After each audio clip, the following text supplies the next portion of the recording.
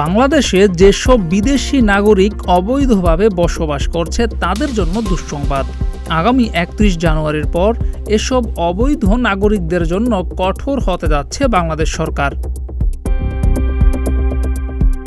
মঙ্গলবার স্বরাষ্ট্র মন্ত্রণালয়ের সতর্কীকরণ বিজ্ঞপ্তিতে তথ্য জানানো হয়েছে। বলা হয়েছে, অবৈধভাবে অবস্থানরতদের বিরুদ্ধে দ্য ফরেইনার্স অ্যাক্ট ১৯৪৬ অনুযায়ী ব্যবস্থা নেওয়া হবে।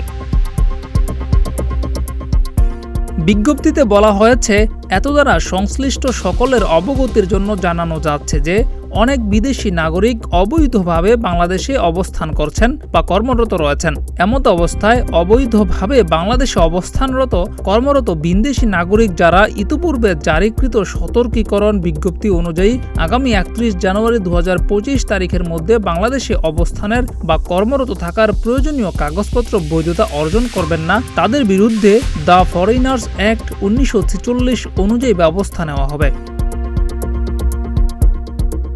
বিজ্ঞপ্তিতে স্বাক্ষর করেন স্বরাষ্ট্র উপদেষ্টা লেফটেন্যান্ট জেনারেল মোহাম্মদ জাহাঙ্গীর আলম চৌধুরী। এছাড়া স্বরাষ্ট্র মন্ত্রণালয় সংক্রান্ত প্রধান উপদেষ্টার বিশেষ সহকারী মোহাম্মদ খোদা বক্স চৌধুরীও স্বাক্ষর করেন।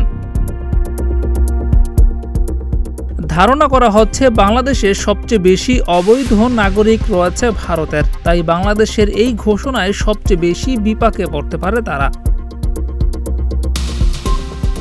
জিয়াউর রহমান, প্রতিদিনের বাংলাদেশ।